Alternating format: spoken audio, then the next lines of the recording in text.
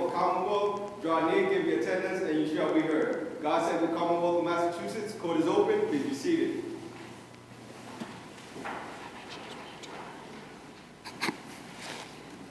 Hold on 1 second. I'm much taller than I want to be.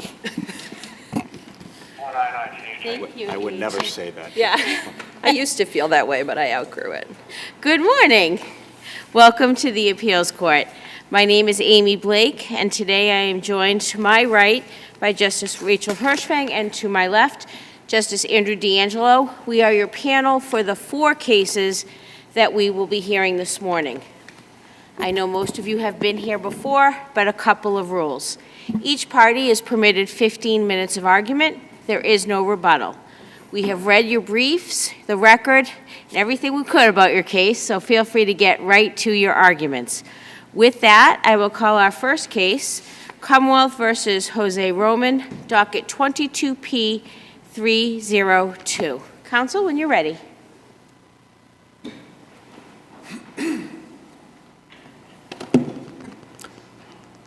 Good morning. Owen Murphy for Mr. Jose Roman. Today I'm asking the panel to vacate the violation adjudication for, I would say, 3 primary reasons. The first is as far as the newly charged criminal offenses. At the probation violation hearing, the probation officer, Ms. Brumis, focused really solely on the operation element and neglected to introduce virtually any evidence at all, and certainly virtually any reliable hearsay evidence about those new criminal offenses, at least required elements of both of them. As to the technical violations, I'd say similarly, none of them were distinguished from any of the others. And again, Ms. Brumis was the probation officer in this case. She wasn't administering the drug tests. There was nothing to tie any of the misscreens or the drug test report to her direct knowledge.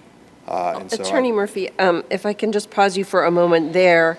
My review of the hearing transcript, it seemed that that counsel for your client had not once but twice waived any objections to the admission of the drug test results and had actually conceded those results. How does that affect your argument?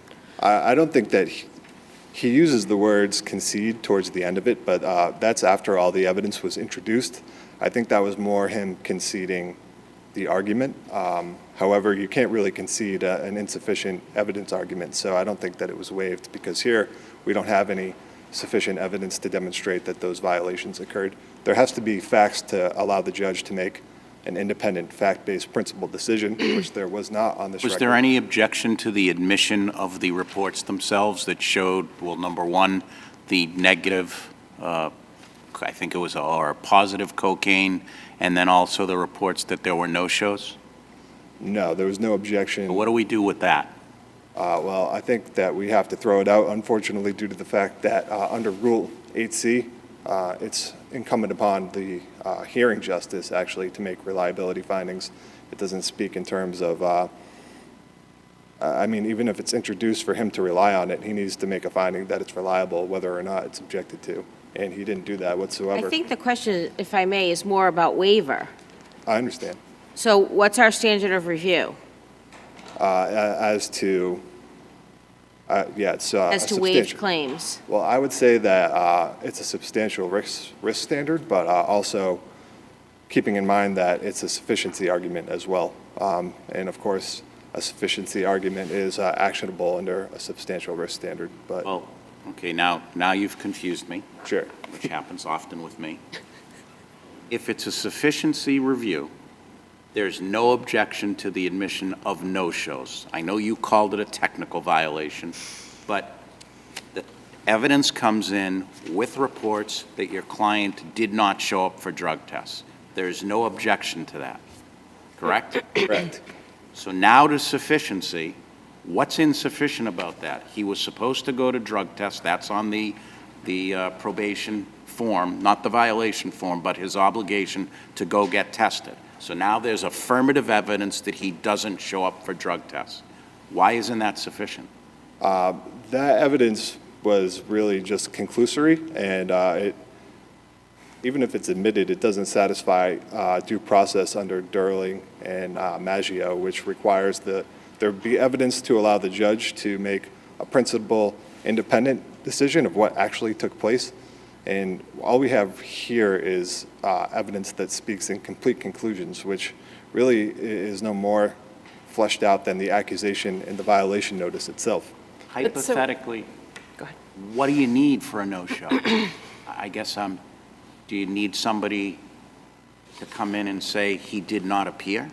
I think that the case law makes it pretty clear that there needs to be evidence that the no-show is in fact attributable to the fault of the probationer, which here we don't have anything like that. We just have a conclusion that there was a violation in the mind of the probation officer, which that's insufficient. The judge needs to make that Well, it wasn't in decision. her mind. She actually testified to it, right? She testified to her conclusion that he missed it, but absolutely none of the circumstances and absolutely none of the facts. And she didn't distinguish any one incident from any of the other ones. So they say, oh, he did it 9 times. And the judge says, oh, I find he did it 9 times. I mean, that's not enough. You need to explain what happened. So, Go ahead. so every single time, the probation officer in every single probation violation hearing that rested on an alleged missed screen, the probation officer would have to come to court with their records and say, you know, I have my notes, I called the probationer on this date at this time to let them know that they were due, they didn't show up. Is that what you're saying? That would perhaps be sufficient, or, you know, maybe training and experience type evidence to serve as an analog of, hey, this is how the system works and this is what Well, happened. the probation officer did testify here that it was her practice to follow up with probationers when they missed a screen, that she had spoken with Mr. Roman after his missed screens, that they had been rescheduled. She testified what happened after, in her mind, there was a miss, but really gave no indication how Mr. Roman was informed that he had to be there in the first place. She wasn't the one checking him into the drug screen, so how did she have any knowledge that he didn't show up, and who did she get that from? We don't know. We just have a printout that we don't even know how that printout came to be. Was it computer generated automatically? Was it whoever entered evidence into the ABIGAIL form? Was that Those would be firsthand? excellent questions if they had been asked, right? So we're stuck with the record that we're stuck with, and his lawyer didn't do any of that. His lawyer conceded, in my view, the EverHealth documents at a minimum. And I know you're trying to raise this now through an ineffective claim, but that wasn't raised below in some sort of motion for new trial. So let's say hypothetically that we would agree with you that there was insufficient evidence on the operating after. So we're left with what you call technical violations. Does it have to get remanded for resentencing if we draw those conclusions? Not enough for the OAS, but enough for the technical? Yeah, it would have to get. Why? The judge's decision to revoke his probation was due expressly for the new criminal offenses, and he suggested that were it not for those, he may have not revoked his probation. And where do you find that in the record? I think the judge needs to, if that's the conclusion that you make, that only some of them. No, I'm asking you, you just made a statement that the judge revoked his probation because of the criminal offenses and not the other things. So where is that in the transcript? It's towards the end of it when he's making. You don't have a record cite for me? I cite it in my brief. I don't know the page off the top of my head, but it's Because like I'm looking page at 40. the findings and disposition, right? And it says violated criminal law, failed to comply with test requirements. Oh, it's in the. I don't see a distinction. Well, here's the transcript. So on page 45 of the transcript, it starts on 44. After hearing and in due consideration of the evidence presented, the court finds the defendant has violated terms and conditions of his probation, mainly by committing a new criminal offense, operating after suspension, negligent operation, failing to comply with testing requirements, specifically positive for cocaine on 10/21, and having 9 missed screens. Based on those violations, the court is going to revoke his probation. Is that what you're talking about? Right. I would say that he says primarily based on the new motor vehicle offenses. Well, mainly. Mainly, okay, yeah. And then there's a list of things, so, Right, certainly this isn't an instance where, based on his findings, this court can confidently say that he would have revoked his probation solely on the, quote, technical offenses. where he expressly uses the word mainly. Even if he didn't use that word, he's doing it as kind of a sentencing package based on all the different factors. No, he's not doing it on a sentencing. He's doing it on finding him in violation. Because Right. in probation matters, the sentencing is not based on the conduct which leads to the violation. It's the original offense which the defendant is convicted of. I shouldn't use the word sentence, but certainly he has dispositional options in his hand that were short of a probation revocation. So when I say sentence, I mean his disposition at the violation hearing. He's doing that based on all these different offenses and not simply the technical violation. Do you have any case law that suggests that if a judge finds a violation for, again, I'll use your term, a technical violation as opposed to a new offense, that requires resentencing? I believe that the law, and it's cited throughout argument 3 of my brief, is that if a judge determines that really after a judge finds a violation, he has an assortment of different dispositions within his grasp, which are, does he continue probation with different terms? Does he continue probation as it is? Does he revoke probation? In this case, he revoked probation, and because there was a mandatory agreed-upon sentence from the underlying charge, he had no choice but to commit him to the House of Corrections at that point. But he didn't have to ever revoke probation depending on what he found appropriate given the proven offenses. And here The judge isn't sentencing on a blank canvas either. I mean, your client, every time he's been on probation, it seems he's been violated and then sentenced to committed time. At least as I understand the record, 7 times. So perhaps the idea of reprobating him, even for what you call a technical violation, yeah, I was think, not in the cards for your client. well, that's for the sentencing violation hearing judge to decide, I would say. And he was on probation for fentanyl at the time of these offenses, is that right? I think it got amended down to distribution of a different substance, but that may have been the original charge in that case. And I do believe around page 45, page 46 of the transcript, he says something, not only mainly the new charges, but I think he qualifies it in a way, something to the extent of, and these technical violations in and of themselves aren't a big deal. I think he even says something so far as that. You'd have to double check me, but certainly we have no indication one way or the other that this would have been the ultimate disposition, revocation, had he not determined that the new criminal violations existed. I guess as a non sequitur too, Mr. Roman has effectively finished his sentence at this point, so I don't think it's going to have any practical effect. And he got Except credit for his record. the time he served pending this violation, right? He was held. Right.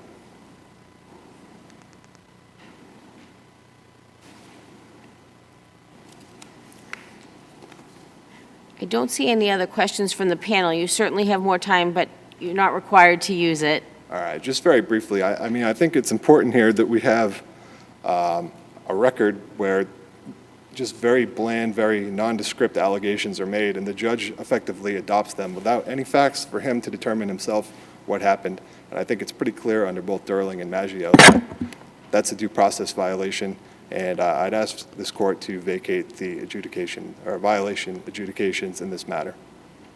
Thank you. Thank you, Attorney Murphy. Attorney Johnson. Hold on 1 second.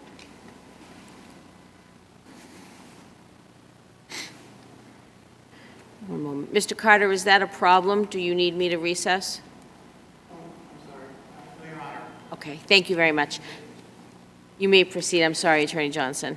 Not a problem, thank you. Good morning, Your Honors. May it please the Court, Kayla Johnson for the Commonwealth. Here, the trial court properly found that there was sufficient reliable evidence to find that the defendant here had violated the terms of his probation, and his claims on appeal here are without merit. I know Turning it's first- tough when it's a PO that presents these as opposed to a prosecutor, but your brother makes an argument that there really was some bare bones evidence here. So can you speak to that, particularly as to the no-shows? I mean, certainly, Your Honor, this is not a case where the evidence was overwhelming in support of these findings of violations. But I think, and I'm sorry, as to what point in particular? The no-shows. Yes, Your Honor. And I think, Your Honor, Justice D'Angelo did make a point earlier that these AlverHealth documents outlining the 9 missed screens and the positive screen for cocaine did come in unobjected to, and the defendant did ultimately end up conceding this issue. He did explicitly say that to the court here. What if he hadn't? Do you think those documents were admissible and that the court could have relied on, I mean, in essence, it just says no-show. Do you think that the court could have relied on them? What's the reliableness of those? Yes, Your Honor, and I think I do make this point in my brief that I think even if defense counsel had objected to these documents, I think they still would have come in as reliable hearsay. I think the probation officer's testimony as to her knowledge of when the defendant did miss a screen where she would affirmatively go and contact him whenever he did miss to try and reschedule, I think that does attest to the probation officer's knowledge of when the defendant did miss a screen. And I think also looking at the report, it is factually detailed. It includes not only his name, but his patient ID number, the probation officer's name, where he was receiving these probation services out of the Lawrence District Court, the date he was supposed to show up, what he was being tested for, the results of that test, and then ultimately whether the defendant did show up for that test or not. So I think based on the knowledge of the probation officer and the details that are included in this report, even if defense counsel had objected to the admission of this document, they still would have come in as reliable hearsay, and the judge properly relied upon these documents. And I think, again, certainly there was not overwhelming evidence in this case, but the defendant did have the opportunity to provide the court with any information as to any excuse or justification as to why he missed these 9 screens, and he did not do so. Well, Isn't but that the burden shifting? isn't on him, right? No, of course not, Your Honor. But the defendant did have the opportunity to do that, and I think where there was affirmative evidence put forward in these documents, and as I outlined that these documents were reliable, the court properly relied upon them, and I think even with objection, they would have properly come in. Can you address on the operating after the notice to Mr. Roman?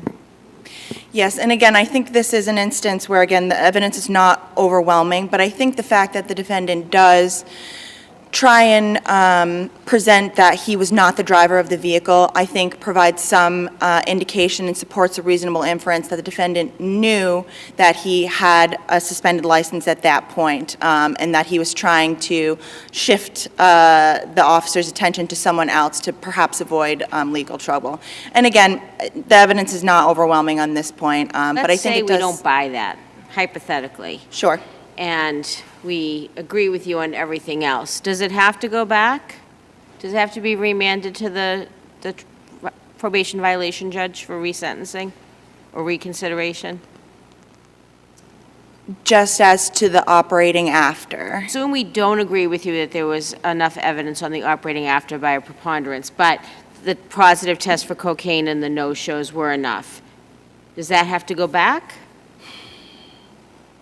My understanding is that, and I believe I cite the case in a footnote in my brief, I believe it's Commonwealth v. King, and my understanding is Commonwealth that... v. King. King. I can't remember the site, but I believe it's in a footnote in my brief.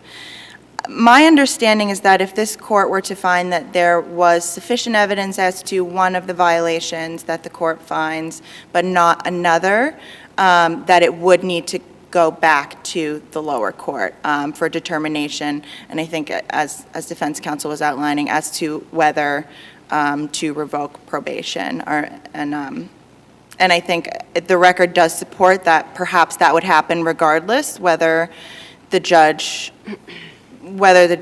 were to find one or the other of the violations. I think the defendant's record does support that that may have happened regardless. But I think if this court does find that one of the violations that the court specifically found, if there's not sufficient evidence of it, that it would need to go back to the judge. And where it's now moot, according to Attorney Murphy, what are the real-life consequences of the judges reconsidering the length of the sentence imposed? Will that matter to the defendant in the future in terms of his record?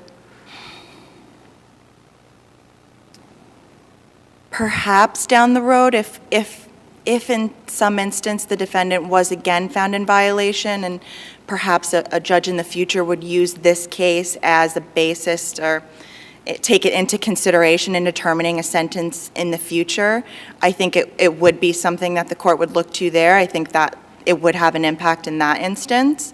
But again, I think in this case where the defendant has served his sentence, the real-world application probably wouldn't make the impact in this case. But I think down the road it still would have an impact.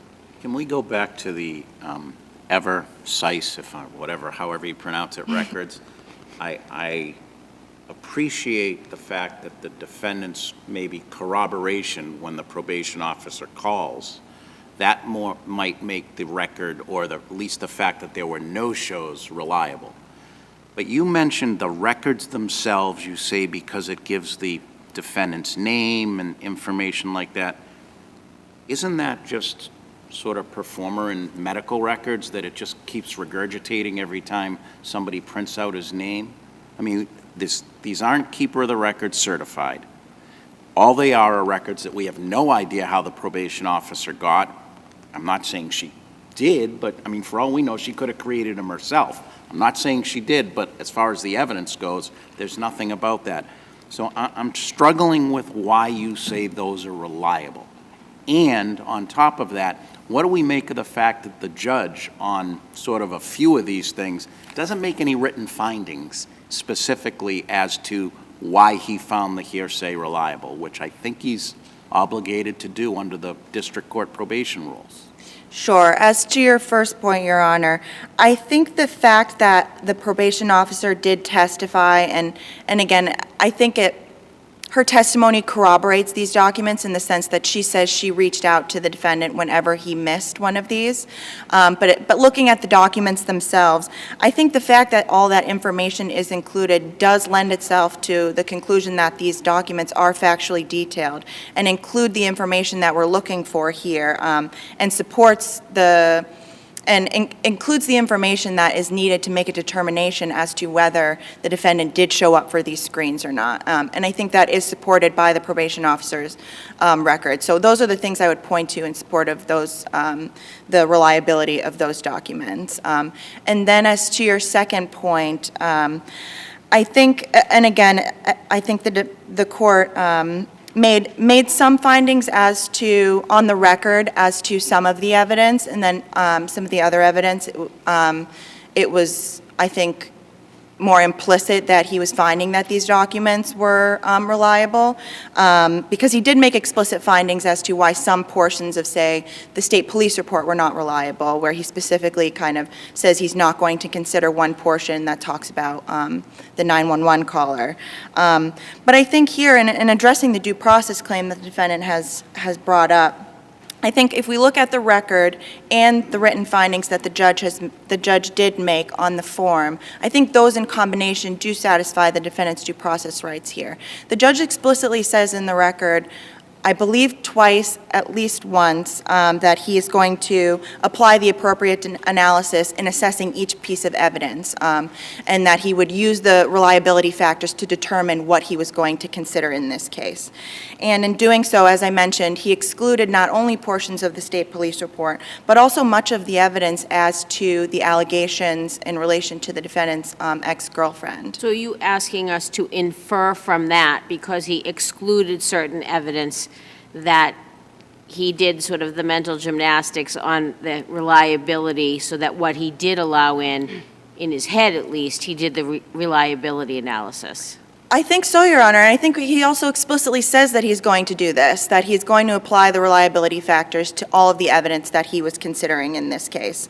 And I think also if we look at the disposition form, the judge also does explicitly write on there what portions that he found were not substantially reliable, and that the remainder of the evidence was substantially reliable. Well, so I think looking at page 39 of the record is the probation finding.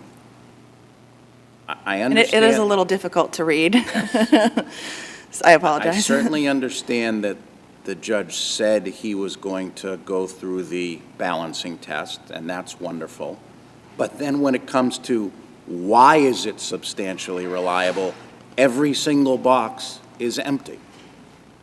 And he didn't say anything on the record, at least my memory of the transcript, of, I find this reliable because, like you did, factually, detailed, et cetera. So how do we infer from that he correctly did the balancing test?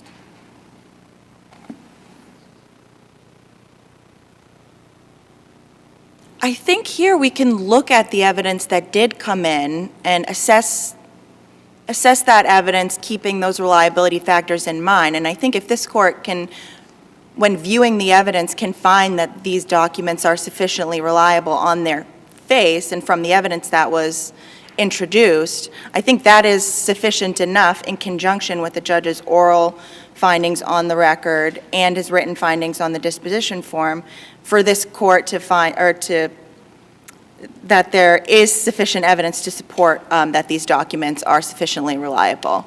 So I think all of those things in combination allow the reasonable inference that the judge applied the proper factors and that the evidence was sufficiently reliable.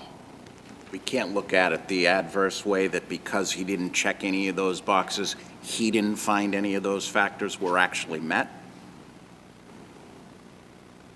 I'm just trying to go to the form, because the form is very detailed as to what the judge can use to find something substantially reliable, and you want us to infer something, and I'm suggesting maybe I could infer it the exact opposite way, that because he didn't check any of those, he didn't find any of those. So are we going to ignore the judge's findings on that?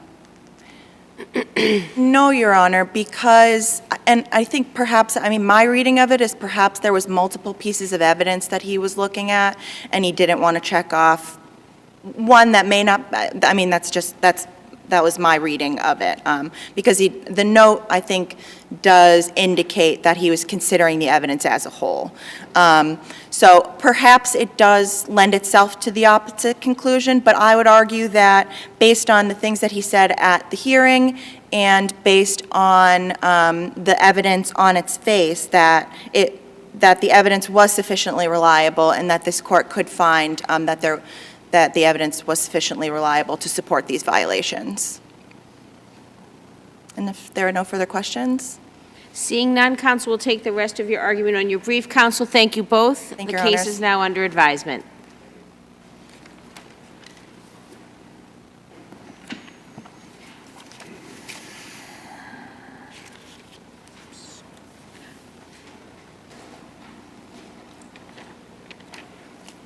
Our next two cases are paired, but I'm told that folks want to argue them separately. Mr. Walton, I think you're with us for the long run on this.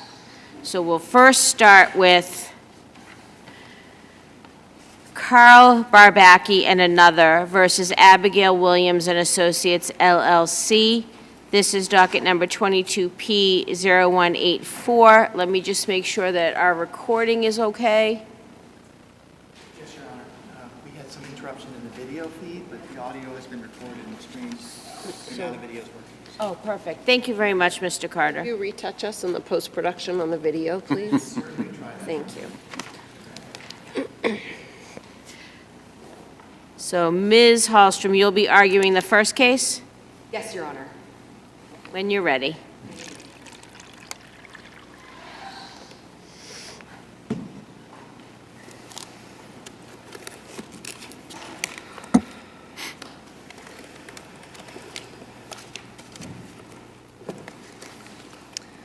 Good morning, Your Honors. May it please the Court, Attorney Ingrid Hallstrom on behalf of the appellant, the estate of Nellie Barbacki, by its personal representatives, KARL BARBACKI and Rosalind Brzezinski. Your Honors, I am here this morning to ask you to set aside the granting of several motions for summary judgment and, in fact, send this case back down to the trial court. I'm so confused by this case, and I don't know if it's in this case or the next case, so I'll ask it in both. Does it really matter that one was a PC and one was an LLC when at the core of both is attorney Abigail Williams? Yes, it does, Your Honor. Why? It matters because the contingency fee agreement was between Abigail Williams and Associates PC, which is a distinct legal entity from Abigail Williams and Associates LLC. Abigail Williams, through Abigail Williams and Associates LLC, is trying to make a claim for a contingency fee, in this case, based on a contingency fee agreement that was effectuated with a PC, a separate and distinct legal entity. What if I was a lawyer and I worked for I am a lawyer, actually. Thank you, Judge Hershfang. Let's assume I left the bench and I joined this law firm. So they signed a fee agreement with Abigail Williams, PC, LLC, but you poor thing gets assigned to Amy Blake as the attorney. Correct. How does that affect your analysis? So, Your Honor, the appellates here are not disputing that Abigail Williams individually may have an automatic lien for an attorney's fee because of General Law, Chapter 260, I believe it's Section 4, which allows that when an attorney enters an appearance, there is an automatic attorney's lien.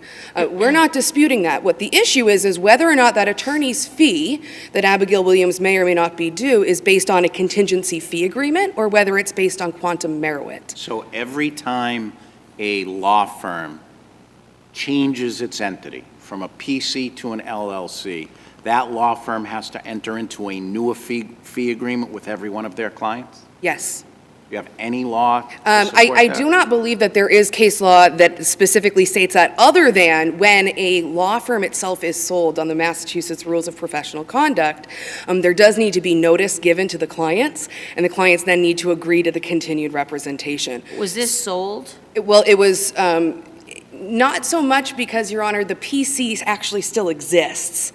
The PC, Abigail Williams and Associates PC, to put it briefly, there was an issue with the PC where there was a former associate of Attorney Williams who had stolen money from the client funds account.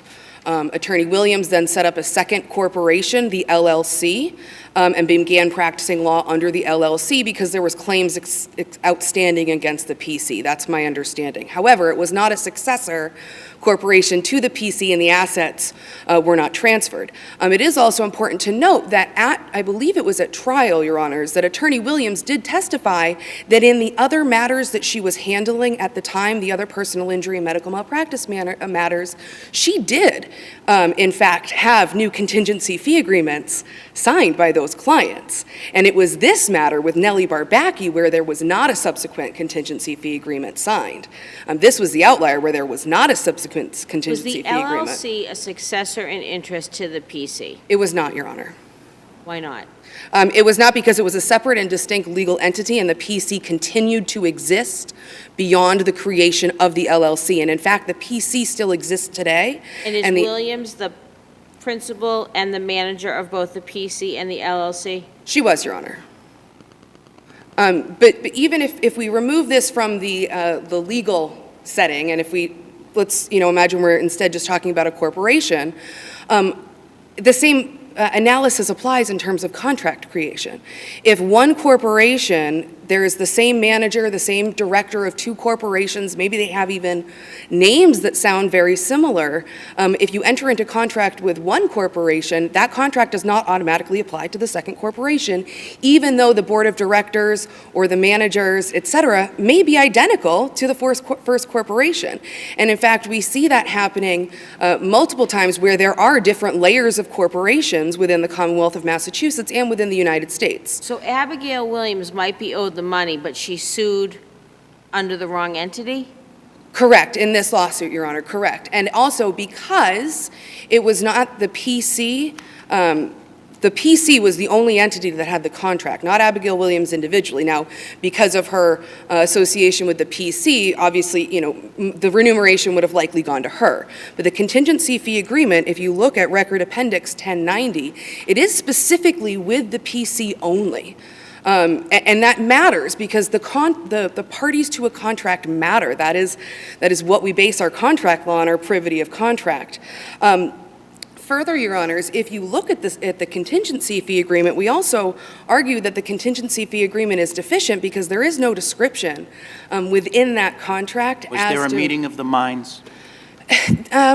You know, there's testimony that there was the intent to hire Abigail Williams, Your Honor, but... Or the medical malpractice? Or a medical malpractice action, So correct. what difference does it make about the fact that it doesn't say, for a medical malpractice claim, it has a date, both parties, whichever LLC, PC, they knew what it was about? Well, Your Honor, again, the rules of professional conduct 1.5C do require that certain elements of a contingency fee agreement are met in That might be a good writing. violation to go before the BBO, but does that make the contract invalid? I would argue it would here, Your Honor. What case law do you have that says that because there's a violation of the rules of professional conduct in an agreement, a fee agreement, that that makes the contract null and void? I'm not necessarily sure that it would be because of the violation of the rules of professional conduct, Your Honor, but it does also get back to that issue of the privity of the parties. So, you know, and again, plaintiff appellants are not disputing that Attorney Williams may be owed some form of a legal fee in this matter. In fact, before the single justice, when we did go before the single justice in this matter, the single justice, in fact, even intimated what has been our position all along, is that a $93,000 fee, depending upon the amount of work that Abigail Williams did in this case, especially where the settlement itself was disputed by the clients and there was an attempt to discharge and actually to vacate the entry of the dismissal nisi. And then there was, in fact, actually a legal malpractice lawsuit against Ms. Williams related to the settlement of this case. It wouldn't necessarily be the $93,000. It would be based on what she did. You're going to tell us it doesn't matter because it's too late for her to sue as Abigail Williams. Not necessarily individually, Your Honor, because for Abigail Williams herself, there may be, and I'm not, you know, I'm not going to do the legal analysis on it, but there may be, because of her automatic lien, some savior there. I'm not sure, Your Honor, it's not something that I have particularly done the research on. What I can say is that the LLC was not a party to the contingency fee agreement. So when the Superior Court granted summary judgment in the LLC and Abigail Williams individually's favor, granting an award of legal fees based on the contingency fee agreement, that was an error. Can I just pause you for a minute? I want to make sure I understand the chronology. The LLC came into existence during the time that Ms. Williams was representing your client in the underlying med-mal case. Is that right? Correct, Your Honor. Okay. So when Attorney Williams was working on behalf of your client, she was doing so in a capacity that at least arguably sort of straddled the PC, the LLC, and she was doing it as herself a lawyer and a member of the bar, correct?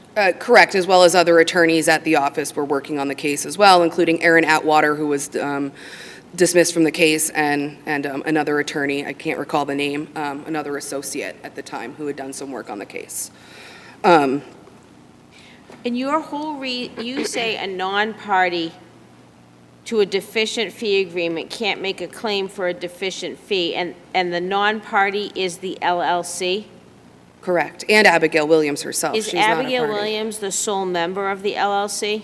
I'm not sure, Your Honor. You'd have to check. I know I did include in the documents, in the papers, copies of the... If she is, doesn't that make her a party?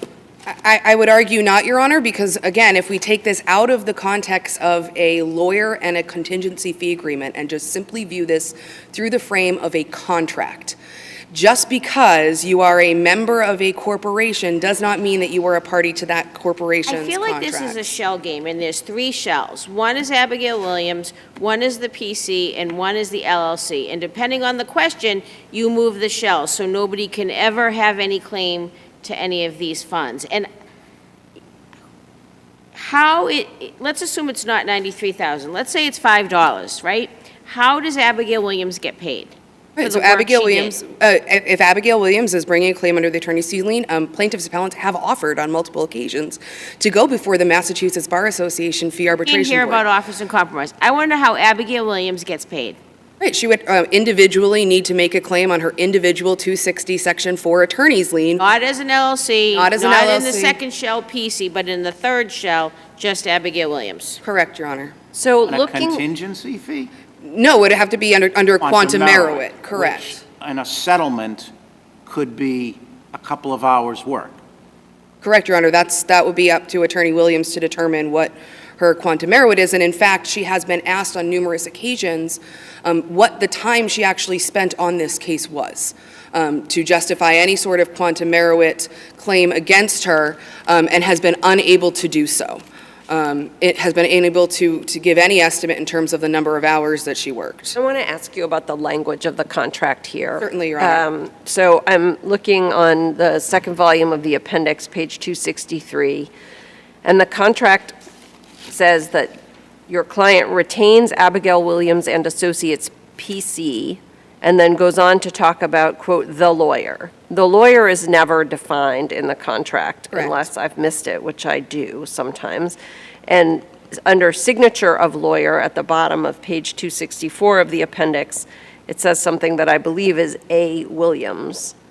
Why does that not make Ms. Williams, in whichever shell she's in, a party to this contract? Because I think that, Your Honor, because of how it was stated at the beginning, where it says retains Abigail Williams and Associates, PC, that is in fact who is determined to be the lawyer, quote-unquote lawyer in this matter. But it's not a defined term, and you It's know not, Your how Honor. lawyers love defined terms, and it's not defined. Correct, and in that case, where it is not a defined term, it actually has to be construed against the drafter, in this case, Attorney Williams, who drafted the contingency fee agreement, not my client, the estate of Nellie Barbacki. It would be construed against them. Can I shift gears for just a moment? Certainly, if Your that's Honor. all right. I want to ask you about the basis on which you lost below, which is claim preclusion. I don't see that addressed particularly fully in your briefing. And the first question I would like to hear your thoughts on is whether you can prevail on your claim, the claim you're seeking to revive here, if the defendant did not commit legal malpractice. Absolutely, Your Honor, because under 93A, the judge, who was actually the one who determines whether or not there was a violation of 93A, does not need to take into fact actually what the jury found in the underlying action.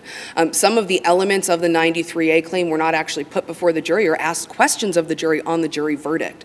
So absolutely, an underlying trial court judge can find a violation of 93A, unfair and deceptive business trade practices, even though a jury did not find that there was legal malpractice necessarily in a case. Those are two different measuring sticks, so to speak, Your Honor. For the same conduct. Correct, for the same conduct, but it's two different measuring sticks. So the elements of those different claims are different, right? What you need to prove in terms of a negligence claim versus what is needing to be proved under a 93A claim and what a judge can find absolutely are different and separate and distinct, and it is not uncommon. And in fact, I believe I cited a case, the Demoulis case, Your Honor, as cited, which actually says that a judge can still find a violation of 93A even if a jury does not find for the underlying, negligence claim. That of course can happen. Can I go back to the contingency fee agreement? I heard your answer, or at least I understand your answer regarding LLC versus PC, and that wipes them out. I didn't really get an answer to my question about how does a violation of the rule of professional conduct affect the contract itself? Again, I'm going back to you make a large portion of your brief is that violation makes the contract basically, I'm going to use the words null and void. And I'm missing it entirely. I can't figure out for the life of me where you get that. Right, and Your Honor, as we've argued in the brief, the basis of that is based on the requirement that the contingency fee agreement does need to describe with sufficient particularity in the contract itself, not just a verbal meeting of the minds of the parties of the contract, but in the contract itself, the description, and it doesn't. Therefore, it is our argument that it's deficient under that, and it's deficient in our argument for multiple reasons, Your Honor. If I may, I would just like to touch on just one brief point, Your Honor. One point. Thank you, Your Honors. I just wanted to address my brother's argument in his brief that Attorney Williams had title to these funds in the cases that he cites, and also the argument that they make that the... Counsel, that's set forth in detail in your brief, so I'm going to, especially since you're going to argue two cases on the same case, so I'm going to pause you there and invite Attorney Walton up to the podium. Thank you, Your Honor.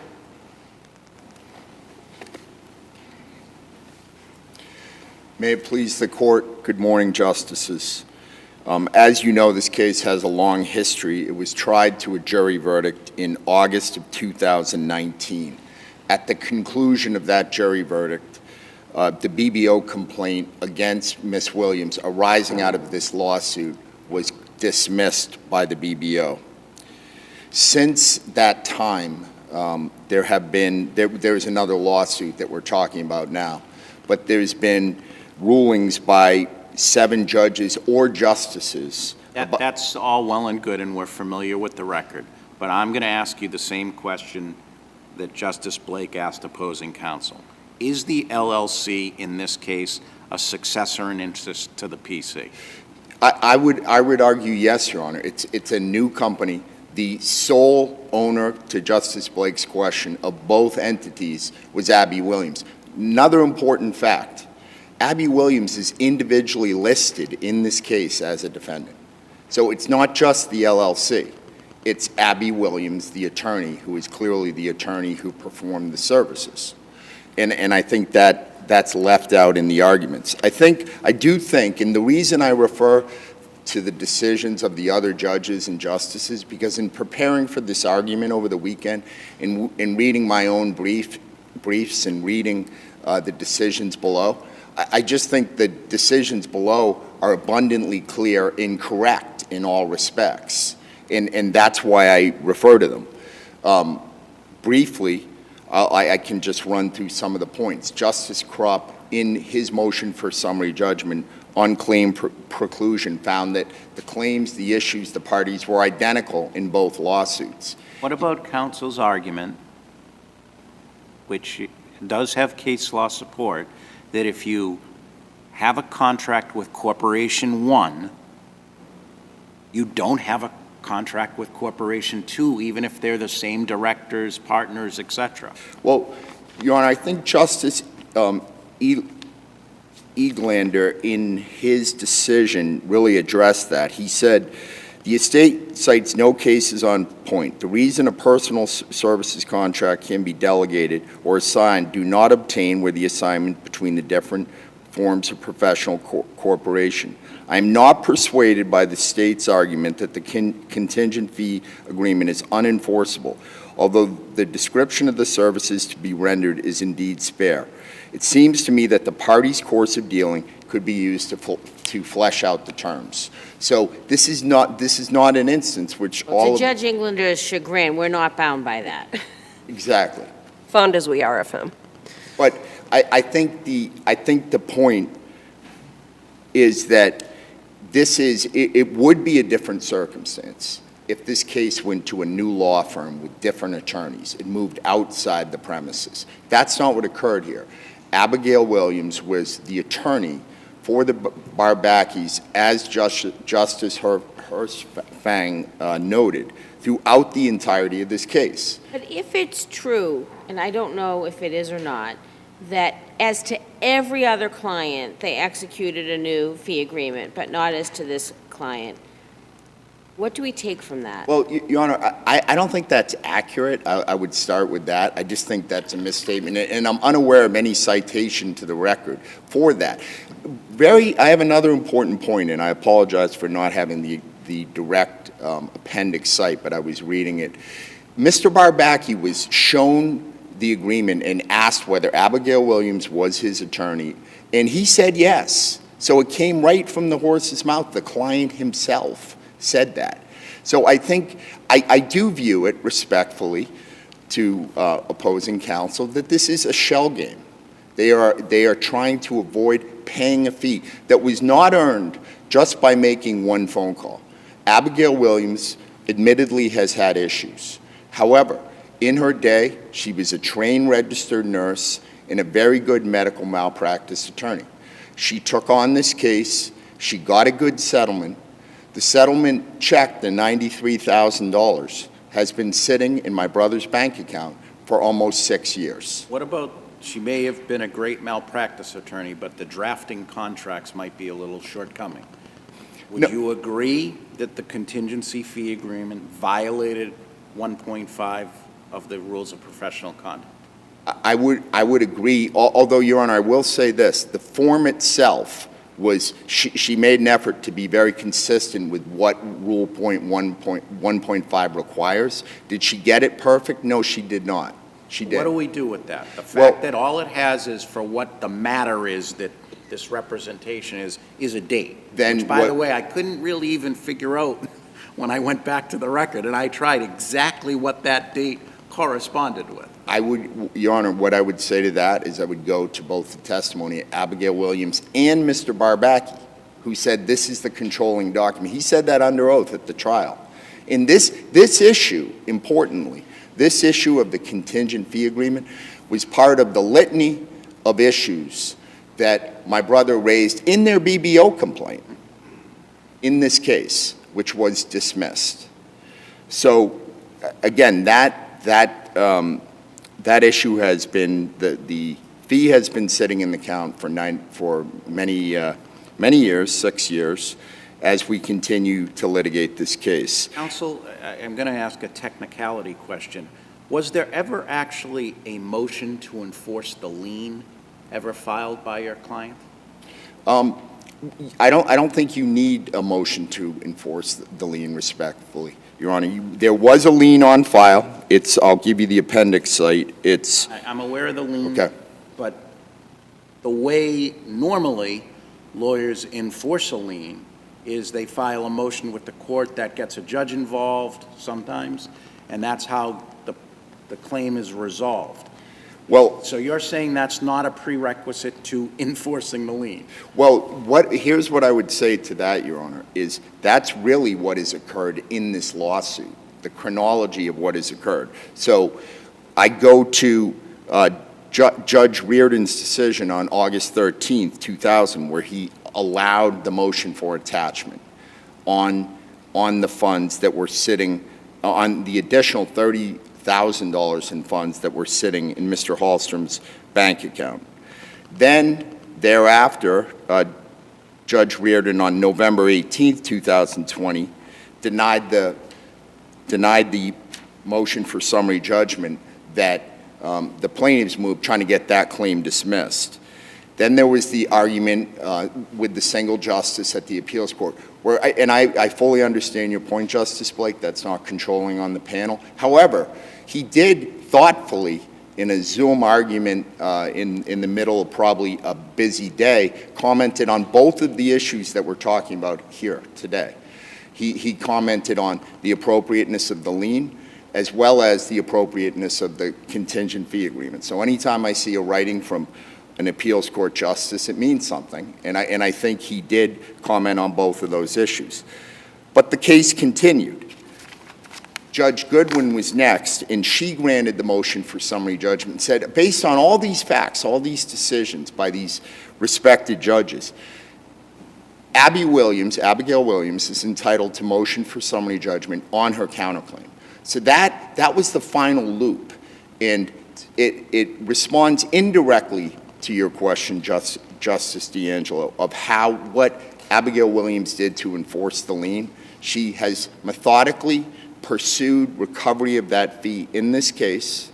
She has had the claims against her, which were already tried, dismissed. She has obtained summary judgment on her counterclaim for an unpaid fee. She has obtained an attachment. She has gotten unofficial approval from an appeals court justice on the validity of everything she's done. She has had the BBO complaint arising out of this case dismissed. And after 6 years of litigation, and almost 4 years after trial, respectfully, I think it's time to close the book and let her recover the fee that she is due. And it's important that it's characterized as a claim to enforce rather than a suit to collect a fee because of the UPC? Yes, Your Honor. I don't know whether this is a question in this case or the other one, and that part is all confusing, but can we make anything of the fact, what your opposing counsel makes a big deal about, that the fee agreement is signed by the PC, but the 2016 notice of lien that's filed is signed by the LLC? Well, I think that goes to Justice Hershfang's point of what transpired here. When the representation commenced, it was with the PC. Okay, and then during the course of that representation, it became the LLC. And that's what happened. That's why the lien was filed in that manner. Was it a paperwork oversight? Yes, it was. It was. But to all of your Honor's point, is there a case, a Massachusetts case, Superior Court, Appeals Court, SJC, that says that under these circumstances, Abigail Williams can't recover her fee? There is no, I haven't found it, and I've looked very hard. There is no such case. So the whole argument here is basically a shell game, trying to avoid an obligation. And I do think it's important that during the argument, you didn't hear anything about the fact that Abigail Williams, the attorney who provided the services, is individually named. So regardless of whether the contract itself is enforceable, it's enforceable under a quantum merit theory, which is part of this case.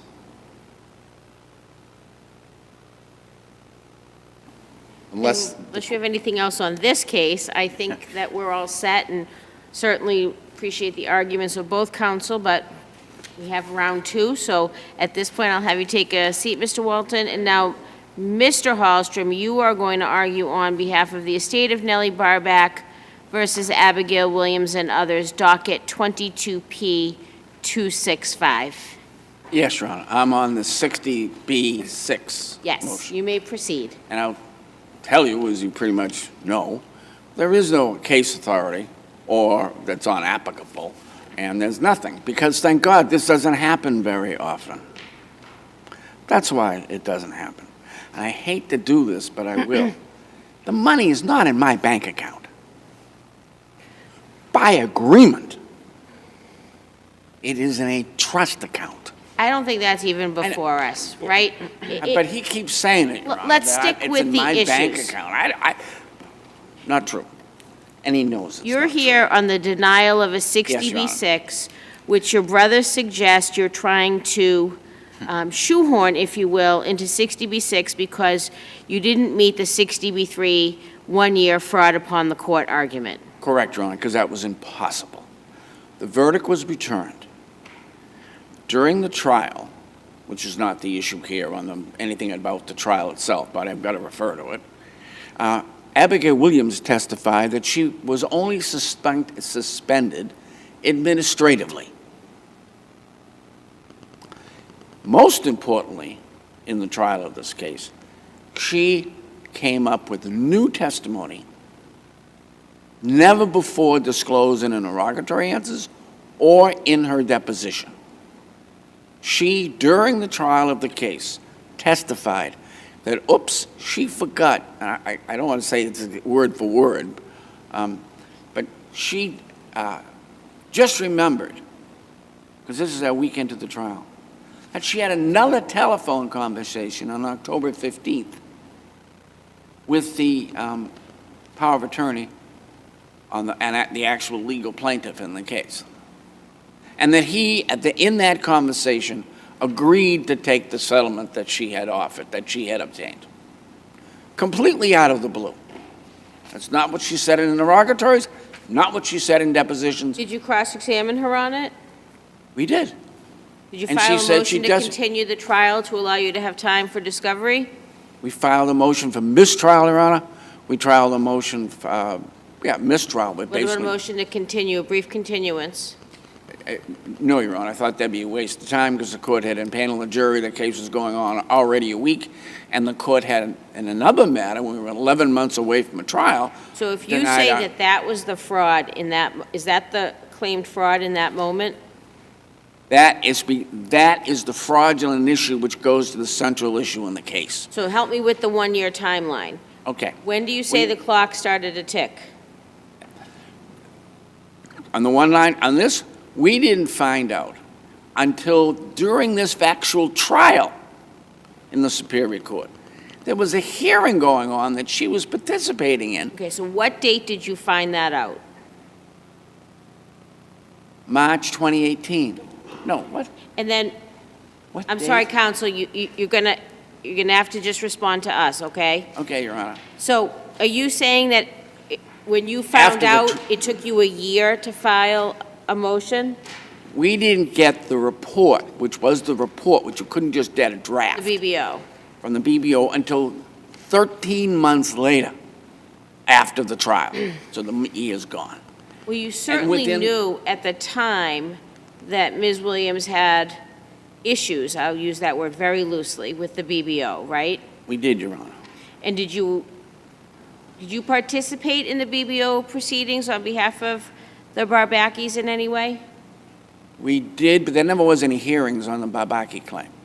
The claim in I which, thought the Barbacki claim was actually dismissed.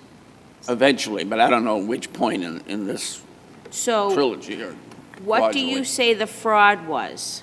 The fraud was when she testified that she was not under financial pressure.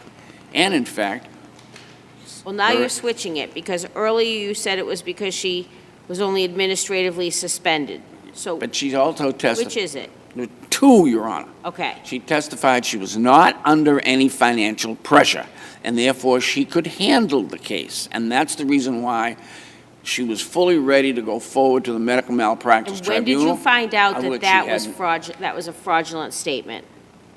We introduced some evidence that we believed it was fraudulent, but we didn't find out that the other interests, which were being heard by the BBO,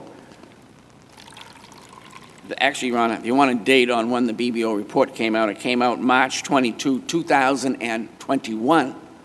The trial was in 19. Okay. You said that one of the components of the fraud was that she was not under financial pressure. Correct. When do you say that you learned that that was a fraudulent statement? When the BBO report came out. But we knew she was under to some degree, but we did not have the evidence to support it, and the court wouldn't let any evidence in on what it was involved. What we found out was there were other people that she was being questioned about during the malpractice trial.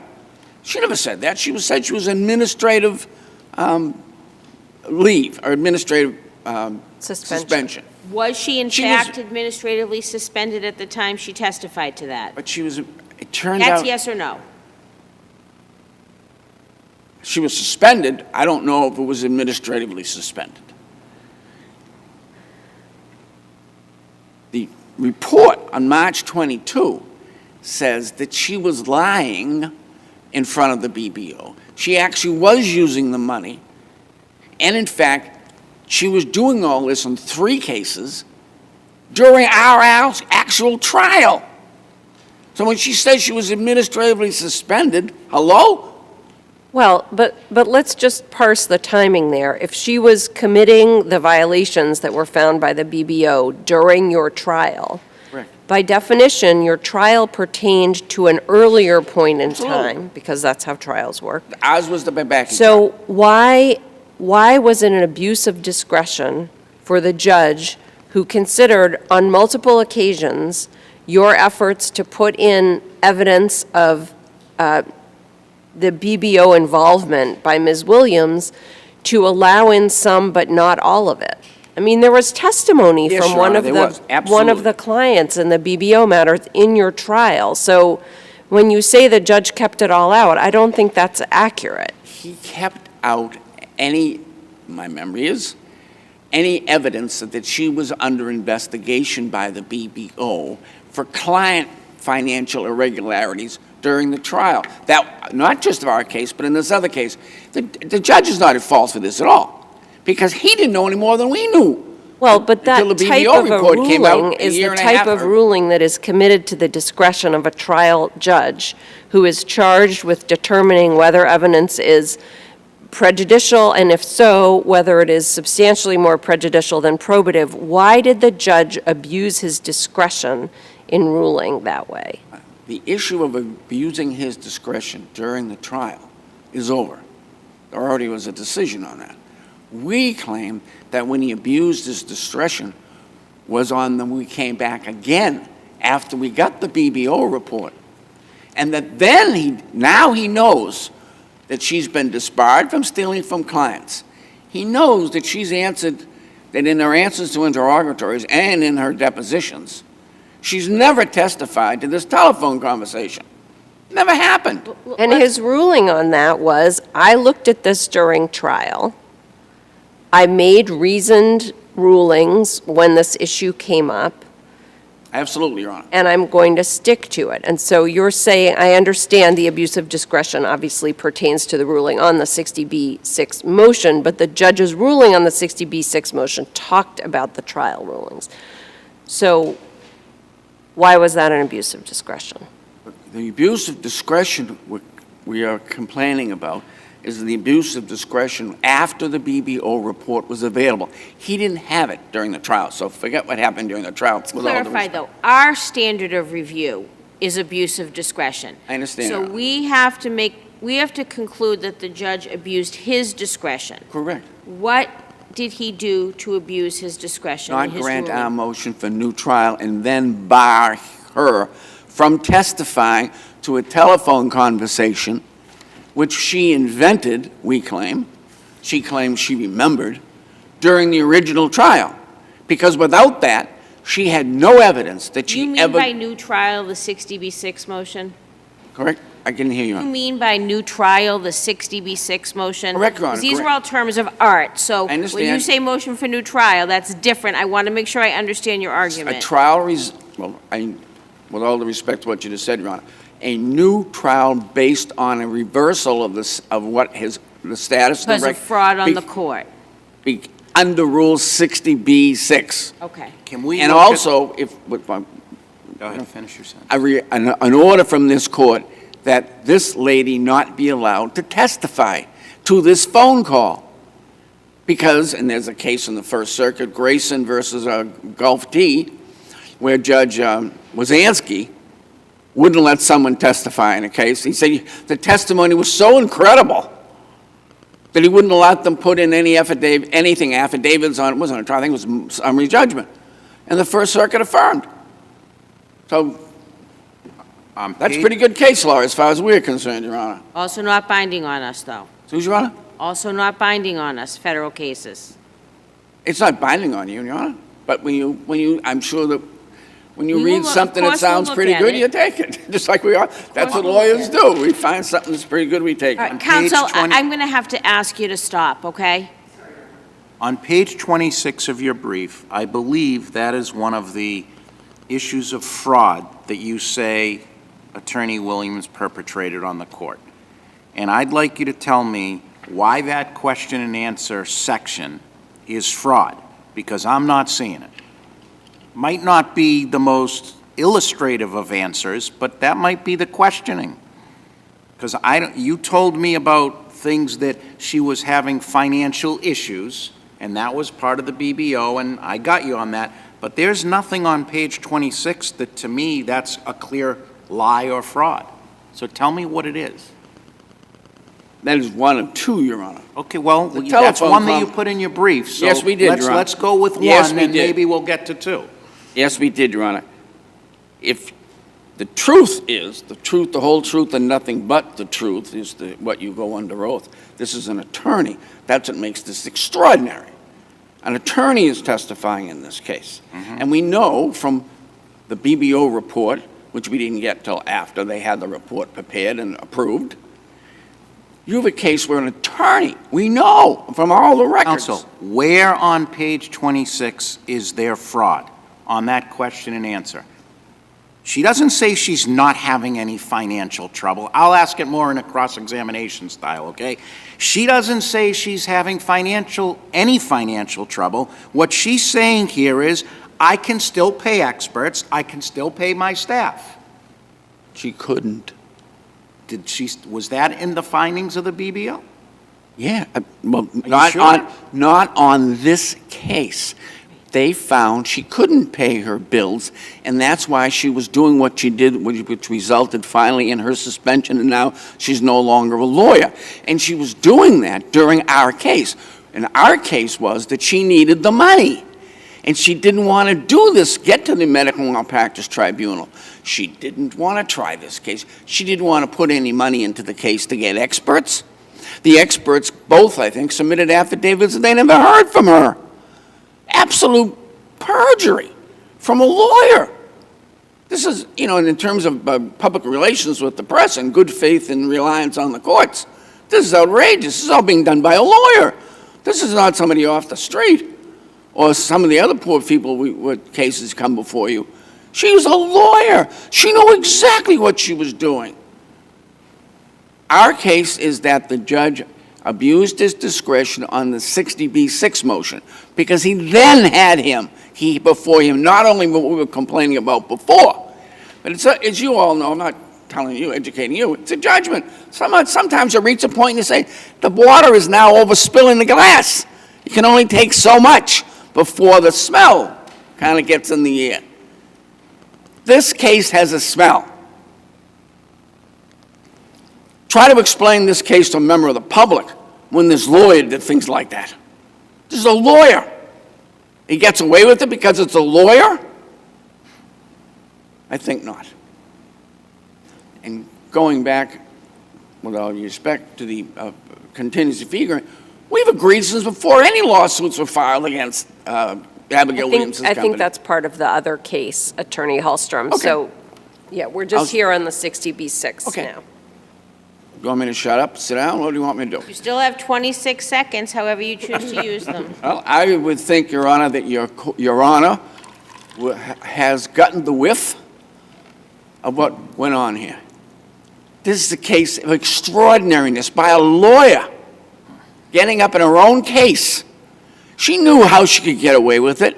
She waits until she goes on to trial after most everybody has already testified, and she comes up with a new telephone call. And we'll have to leave it right there. Thank you. Thank you very much, Your Honor. Thank you for your time. Mr. Walton. Thank you, Justice Blake. So just to jump into some of the issues on this case, Abigail Williams was administratively suspended at the time of her trial. That's exactly... At the time of this trial. At the time of this trial. That's exactly what the order said. Attorney Hallstrom assisted his client in filing a BBO complaint against Abigail Williams in this case. It was dismissed after the case. Abigail Williams testified truthfully in all respects at trial. There is not one example of her not testifying truthfully, and the claimants or plaintiffs have not pointed out one example in their briefs. Let me ask you a hypothetical, though. What if the BBO had found that she violated certain professional standards and suspended her for a year as a result of this case? Right. What impact, if any, does that have on the fee that's owed? Well, that's a fair question, Justice Blake, and I don't know the answer. But I do know that in this case, she was cleared by the BBO. And So they're trying to really use this time frame, right, because they didn't make it under 60B3 into 60B6. When do you say that, I'm not asking you to concede fraud, but let's assume for my question that I conclude there was fraud. When does that clock start running for the 60B3? Yes, Your Honor, respectfully, I would say there is no fraud. I know. But to answer your question, it's 1 year from the date of judgment. Because here's the thing, Your Honor, all of these arguments, every single one of them, were raised either at trial, in a motion for new trial, in a different appeal, which I'll talk about momentarily, because it's important. It is important what this court has already said. So it's not 1 year from when she testified, it's 1 year from judgment on the trial? 1 year from, yes, 1 year from judgment on the trial. And admittedly, the BBO report didn't come down for years. Right. I don't understand the BBO report allegation at all. The draft report came down in March 2021, 18 months after the trial. And as I read the papers, I think I was supposed to know that some report existed, even though it didn't. Well, I think the point, and I'm going to ask you a question about it in a moment, is they're arguing that until that BBO report came out with its findings of fact, they didn't know certain things. And some of the things they didn't know relate directly to your client's testimony at the trial, which is where I questioned counsel about, and I'm now going to question you about. Thank you, Justice D'Angelo, because that's where I would like to go. So Jennifer Booth testified at this trial. Jennifer Booth had an active BBO complaint against Abigail Williams that had nothing to do with this lawsuit, nothing. And the allegation was that Abigail Williams had stolen certain monies. I filed a motion in limine and said, you have to keep that testimony out. It's way too prejudicial for this jury to hear about this case, which she handled and settled, and you can't let that in. We had extensive arguments. Justice Ritter stayed up late nights dealing with this case and all of the evidentiary issues that came about. He then crafted what I would call a compromise. He let Jennifer Booth testify.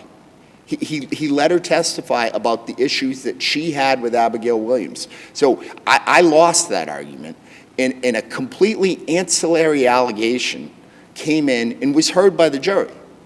Now, for the Barbacki's counsel to suggest that the BBO was not made aware of active BBO proceedings, I don't know how you can make that argument in good faith when they put on a witness who talked to her own BBO complaint. It was part of the trial.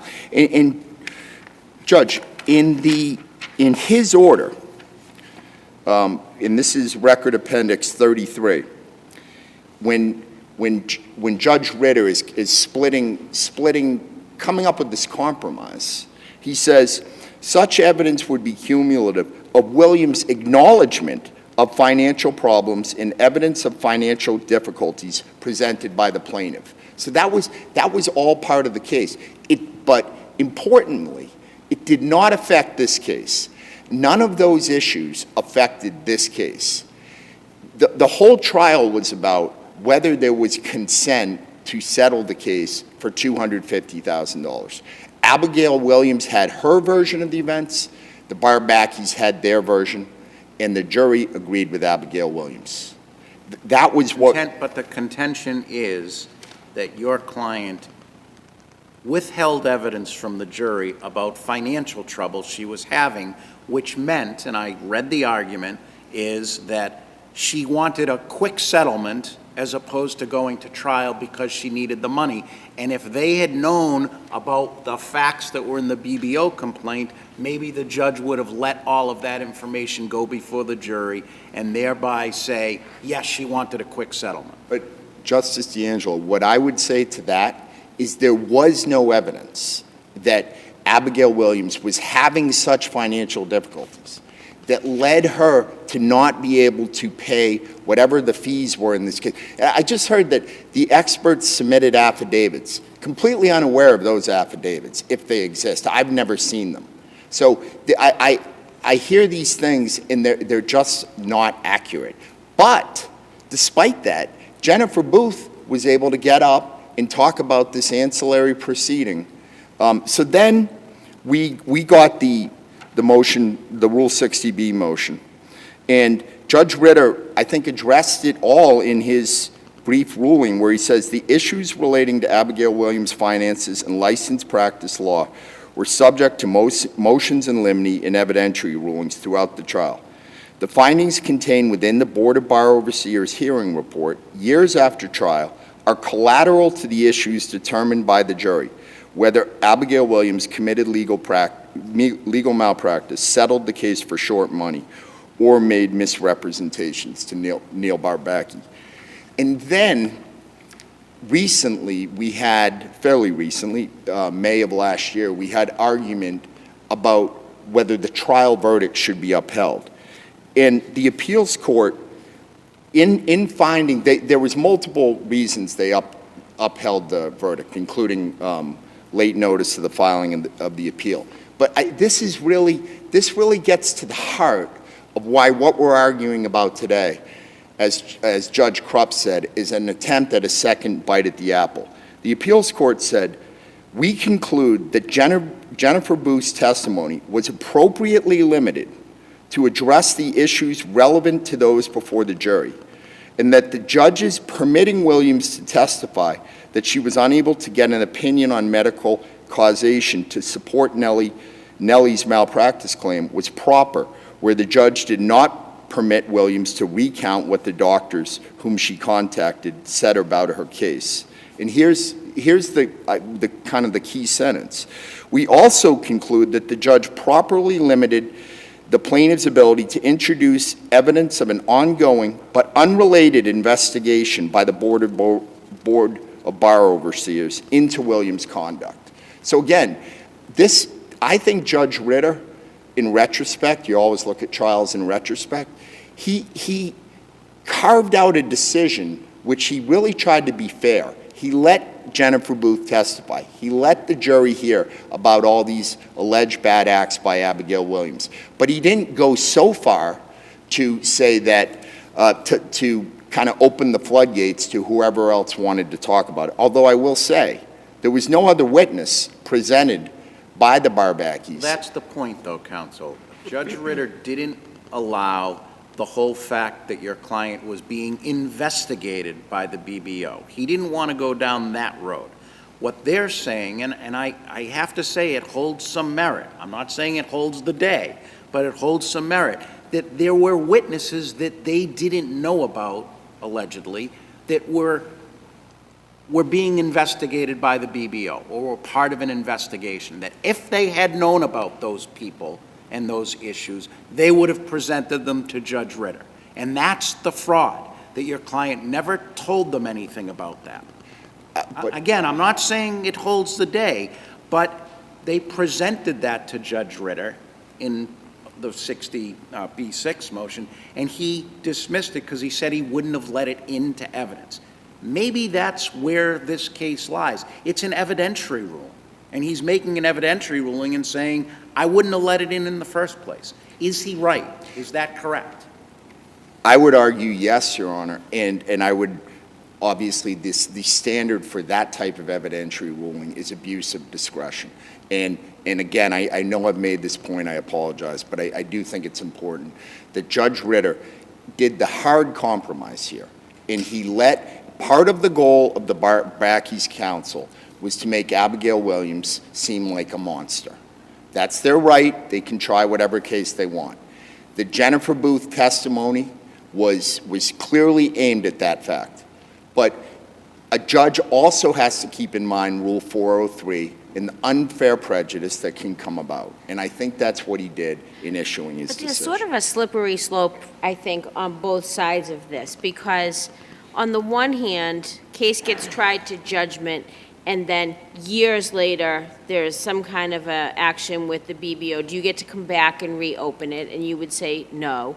But then there's also the question of the BBO proceedings are pending, and what if the BBO had not dismissed? I know you're going to tell me they did. I get that. But there's a slippery slope here on both sides of this question because there's this unknown piece. So I guess I would have to ask, in terms of discovery, what were they entitled to? If there was pending complaints at the board that hadn't been resolved, would they be entitled to that in discovery? There is no allegation. Not what you gave, but would they be? Would they be entitled to that? That's an interesting question. I mean, Because of those confidential proceedings until there's a report? Yeah, and what I was actually going to say, Justice Blake, was, you know, this allegation that this report that came out 18 months later with different allegations from different people, as I stand here today, I don't think Abigail Williams knew about all these different complaints that came about at that time. She certainly didn't know about a draft report because it didn't exist. I can tell you, though, that shortly after the trial verdict, there was a BBO officer or attorney watching the closing.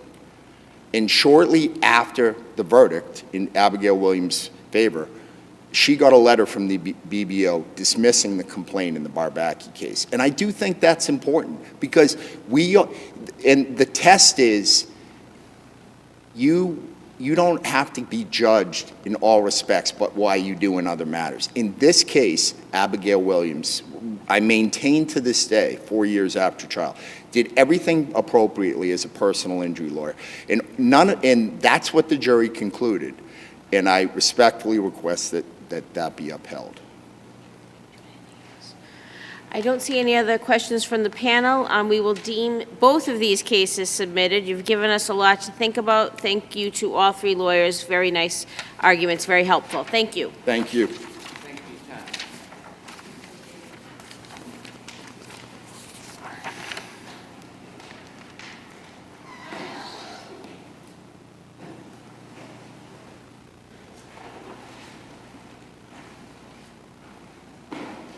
Our final case this morning is 22P 720, Duane Alves and another versus Chardon Law Offices and others. Counsel, please set up at the tables.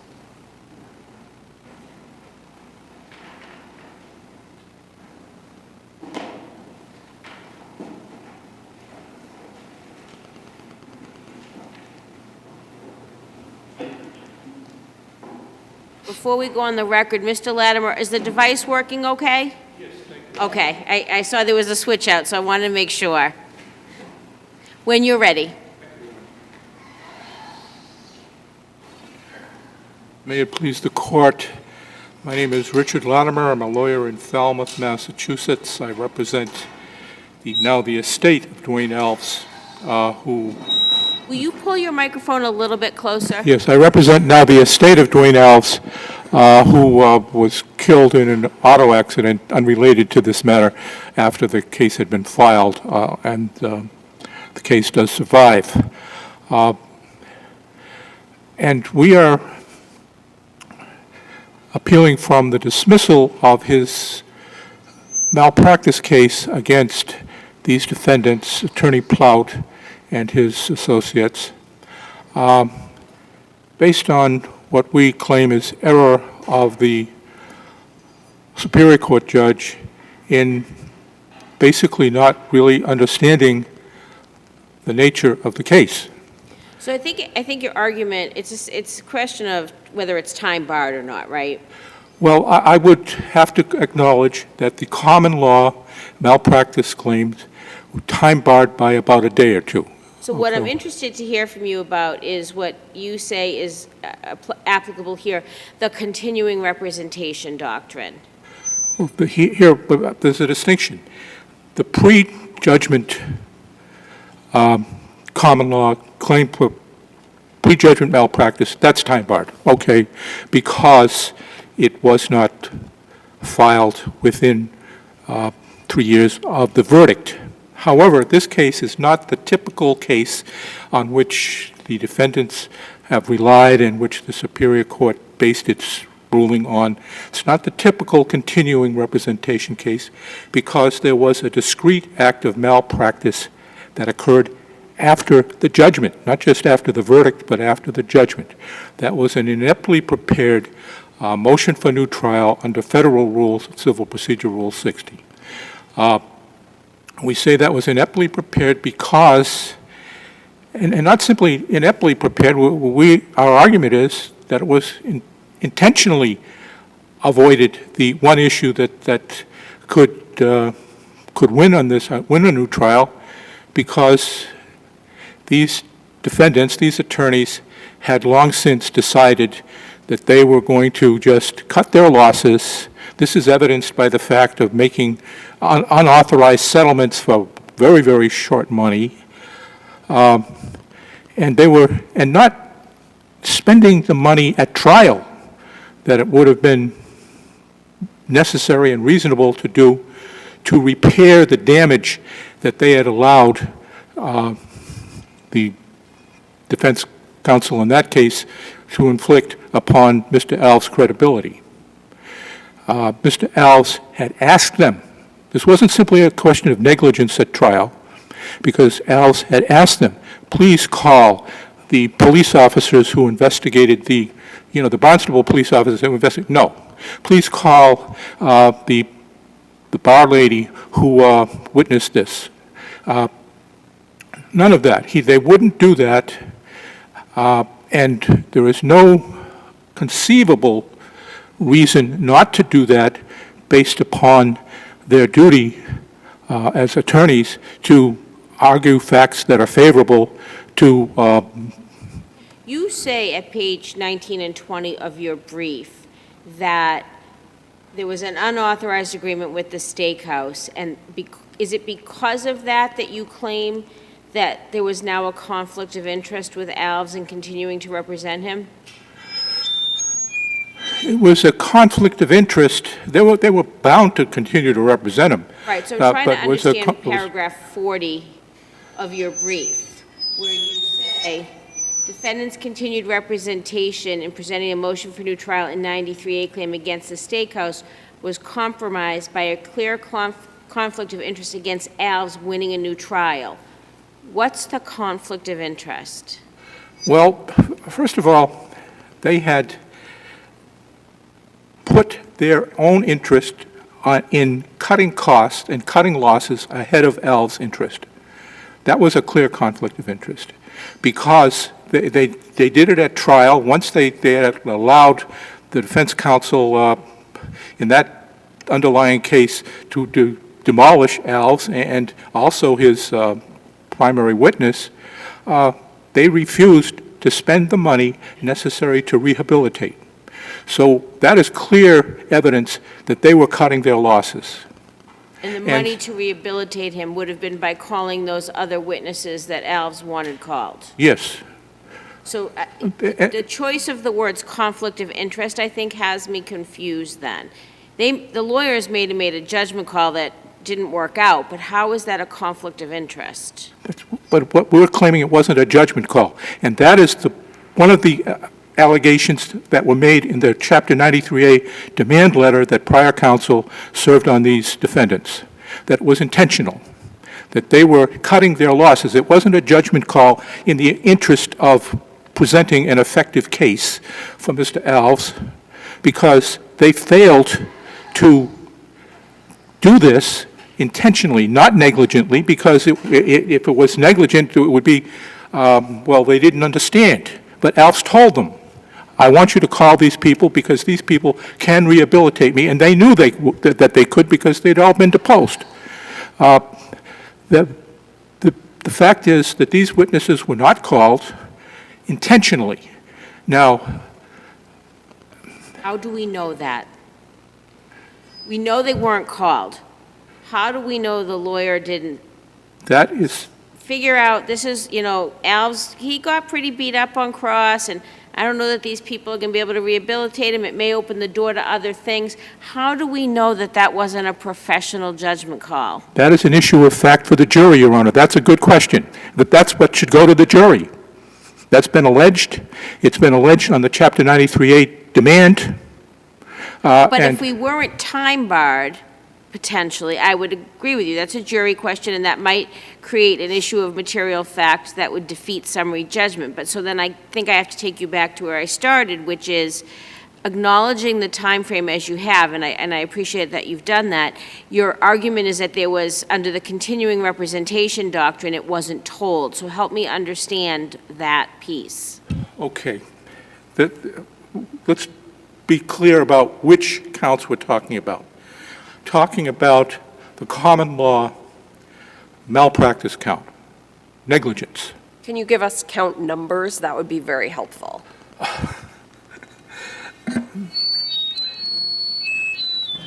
Is that count number one, legal malpractice? Yes, count number one.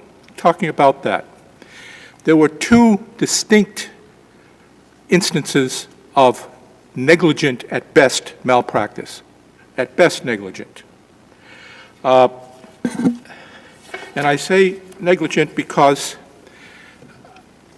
when they filed the motion for new trial, they had a clear opportunity to get a new trial, at least against the steakhouse, which would have allowed Mr. ALVES to get some money out of the case. Interestingly, it was the steakhouse with whom they had made the unauthorized settlement, getting back to conflicts of interest. But let's leave that aside. We're talking about now the common law negligence malpractice count one. Did the statute run on that? Excuse me? Is that time barred? No, well, that's our claim. That is not time barred because it occurred after the verdict. So I'm having a little trouble parsing your your position on what is time barred in light of the governing law. And my understanding of the Frankston case, among others, is that the statute of limitations begins to run when the plaintiff knows or reasonably should know that the plaintiff has been harmed by the defendant's conduct. And in answering Justice Blake's question, you first said, well, that didn't happen until after the trial because that's when the defective motion was filed. But then you segued into, and during trial, counsel was essentially malpracticing. I use that in a loose, not legal sense, your client by failing to call these extra witnesses. So I have two questions. One, which one is it? And two, if the answer is both, why doesn't the date run from the earlier time? Well, because Mr. Alves knew before the judgment entered that he had been harmed by the trial malpractice. He knew that. He would have to be clairvoyant to have known before the judgment that he was going to be harmed by the post-judgment malpractice. Right, and so Okay. going back to the Frankston case, there the SJC said, although the statute of limitations on a legal malpractice action does not begin to run until the plaintiff has been harmed by the attorney's malpractice, it is not necessary that the plaintiff client know the full extent of harm or loss or know precisely in what manner and what harmful after effects flow from the alleged malpractice. Well, yes, but the full extent of loss from the original malpractice. So in So, your that- conception, does each incident of your client being malpracticed by the lawyer start a new statute of limitations, even though it's the same client, the same lawyer, and the same lawsuit? I've made an analogy to a medical malpractice case. In fact, I cited one case that I found from Florida, where there was a misdiagnosis of breast cancer that occurred outside the statute of limitations. But when that was discovered to have been metastasized to the spine, the Florida Court of Appeals held, well, no, the client was not precluded from bringing the medical malpractice claim. Why should this be any different? Well, I'm not sure whether it should or not, but isn't the appropriate parallel there that essentially your client was told that he had breast cancer as of the moment that the lawyer did not call the rehabilitative witnesses during trial? In the Florida case, I believe, the patient had been told after the misdiagnosis, later learned that she had the breast cancer. Now, in this case, Mr. Alves knew, that the defendants had seriously malpracticed by failing to protect him at trial, protect his credibility. He knew that. We're not claiming that that claim of malpractice survived at common law, okay? What we are claiming is that claim, what happened after that, getting back to the Chapter 93A claim, where the defendants had chosen to cut their losses by not prosecuting the case competently, that, again, those acts perhaps at common law would not be, would not be timely, but they are under Chapter 93A. But I guess what I'm trying to get at is I don't read Frankston to say, and point me to other cases that support your position, please. I don't read Frankston to say that a client can delay the start of the running of the statute of limitations by not pursuing a portion of a claim that pertains to an earlier time frame. So you're saying, I understand we're out of time on the stuff that happened at trial. We're not pursuing a claim on that. I understand that. The challenge is, I think, that your client was aware at the time of trial that he believed his lawyers were not acting in his best interests at that time. So why doesn't that start the clock, even if he's not pursuing that claim? Because he had a right to expect that they would. Okay? He had a right to expect that they would represent his interests competently and faithfully, and they didn't. Now, the fact is, I believe that this is a case of first impression. It is not simply a continuing representation case. It is a continuing malpractice case, which is malpractice occurring before the verdict, malpractice occurring after the verdict and after judgment. They are two separate incidents, acts of malpractice. The reason why he should be able to sue on the second act is because they had a clear opportunity under federal law to get a new trial, and they, for whatever reason, refused. They didn't even argue the question of Welch's perjury based upon inconsistent statements to the Judge Wolf.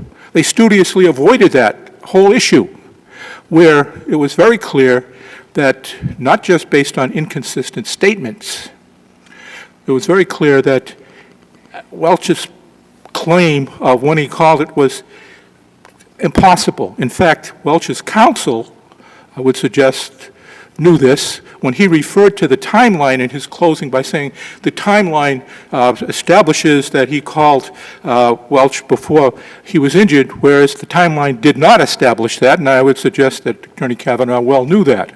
And I think these are matters that we ought to be able to pursue before the jury. We're going to have to leave it there. Thank you, Mr. Latimer. Thank you. Attorney Hamilton. Good morning, Your Honors. May it please the Court, my name is Terrence Hamilton, and I represent the defendants in this case, Jonathan Plout, Robert Cohen, and their respective law firms. The Superior Court correctly determined, as a matter of undisputed facts, that the plaintiff in this case was on notice of multiple occurrences of alleged malpractice as early as 2014, and as a result, they entered summary judgment in favor of all the defendants. I suspect you've read the briefs thoroughly, but just let me go back to a brief history here. Before you do that, I didn't ask your brother this question, but I understand he is contending, among other things, that your clients allegedly repudiated the original fee agreement and that that was subject to a 6-year statute of limitation as a contract action as compared to a 3-year statute for malpractice. What do you say about that? What I say about that, Your Honor, is that I think only last October, in the Villegas case, this same issue came up, wherein the plaintiffs in that case tried to argue that because of General Laws Chapter 260, Section 2, that this was a contract action. However, this court pointed out that the language of that statute said, unless otherwise provided. And this court pointed to 260, Section 4, where it is otherwise provided that an action of malpractice, whether it's in contract or whether it's in tort, falls under Section 4 in the 3-year statute of limitations. You can't just rename it. I'm sorry? You can't just rename it or recast it as something. It's a malpractice action at its core, no matter what you call it, right? Exactly. Okay. Exactly. So in 2014, Your Honor, Dwayne Alves first became aware of something, the conduct of his attorney, which initially put him on notice, and that was the initial settlement with Fiddy LLC, who was the landlord of the establishment where this bar fight took place back in 2011. And as a result of that, what happened was there was an accord and satisfaction. Under the SJC rule for contingent fee agreements, and just let me stop there, because this was a contingent fee agreement case. It makes absolutely no sense to me and no sense to the bar that lawyers who are literally joined at the hip to their clients in a contingent fee case would do anything to sabotage that case. It just didn't happen here. Well, they could have got underwater with the expert fees and other litigation costs, and as they saw that Alves's credibility was certainly called into question, figured we better get out while we can and cut this deal with the steakhouse. Well, one of the points with that, and one of the points that Mr. Latimer, Attorney Latimer, raised, had to do with the fact that they didn't call this witness or that witness that Alves said, would have rehabilitated my lack of credibility. There's a very extensive record here. I think there's a 7-volume record appendix. In that record appendix, Mr. Alves, I believe back in 2016, submitted a very detailed complaint to the BBO. And in response to that complaint, Attorneys Plout and Attorney Cohen submitted, I think, a 20-page letter with multiple attachments. I think it was in total 150 or 200 pages. And in that, they set forth in chapter and verse why some of the witnesses who were at the bar that night would, in fact, have hurt Alves' credibility even greater than he hurt it himself. These were strategic decisions made by the lawyer during the course of a trial, and as the verdict and the settlements that were achieved showed, were correct judgments and correct decisions. There was no sabotage here. These attorneys tried as hard as they could under very trying circumstances.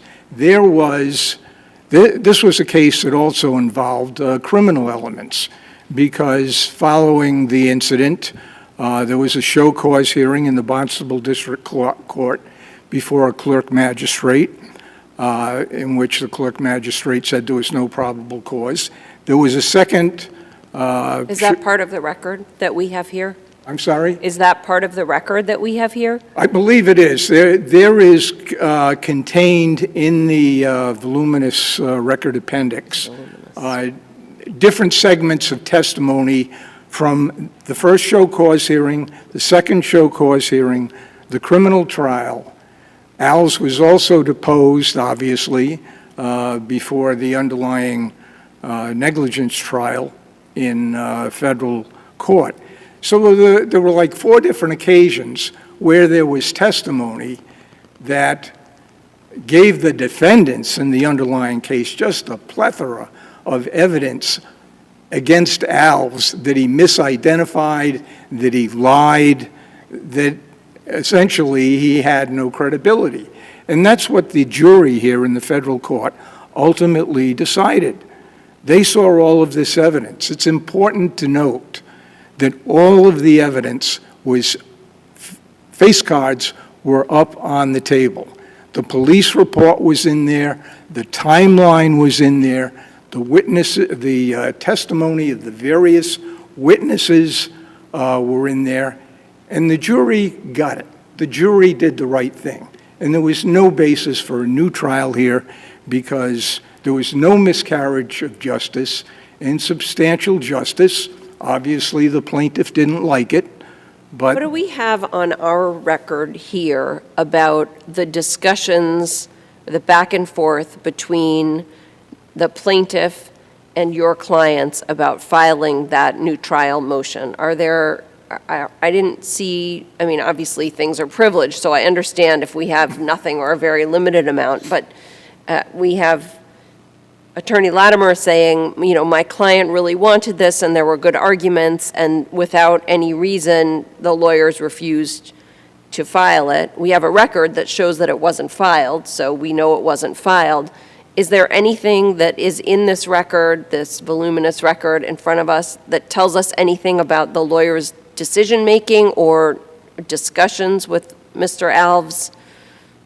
I don't believe there is, unless it might be contained in the response of Plout and Cohen to the BBO, where they thoroughly explained their position and the judgments that they made during the course of trial.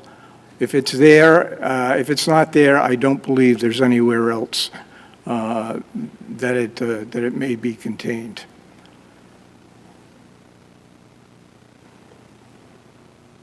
I'd like to address the point that Attorney Latimer raised about this discrete act of malpractice that occurred post-trial and somehow is supposed to start the clock running over again. First of all, there are no cases here in Massachusetts that say that you can forget about what happened in 2014, 2015, and then when something happens in 2016, it starts the clock running again. And that's particularly true here because what is in motion for a new trial but asking the judge to grant a new trial because of something that happened before the verdict, something that led to the verdict or the judgment. It's the post-verdict so-called discrete act is inextricably intertwined with the conduct of the trial. And so therefore, cases like Frankston versus Deniston, which Your Honor mentioned, as well as Vinci versus Byers. This is a case very close to Vinci versus Byers, where there were a number of incidents leading up to the judgment where Mr. Vinci knew or should have known. And in a case like this, when we're talking about knew or should have known, there's no should have known here. It's right on the record. Attorney Latimer says in his brief, it's right on the record, right from the beginning, that Mr. Alves knew of this conduct. And that triggered the statute of limitations. The cause of action accrued at that time. And as a result, the Superior Court made the correct decision. Unless Your Honors have, just let me check my notes for a moment. Unless Your Honors have any further questions, We don't seem to have any. I would just like to end it with quoting from a Supreme Judicial Court case. Limiting the duration of liability is a well-recognized public purpose. There comes a time when a defendant ought to be secure in his reasonable expectations that the slate has been wiped clean of ancient obligations, and he ought not to be called on to resist a claim, whereas here, when evidence has been lost, memories have faded, and witnesses have disappeared, and indeed, in this case, died. What case is that from? That's Klein versus Catalano. Thank you very much, gentlemen. We will take this matter under advisement. That does conclude this morning's session at the Appeals Court. I'd like to thank the court staff, the court officers, our timekeeper, and our clerks. Thank you. Have a good afternoon. Thank you, Your Honor. All right, please.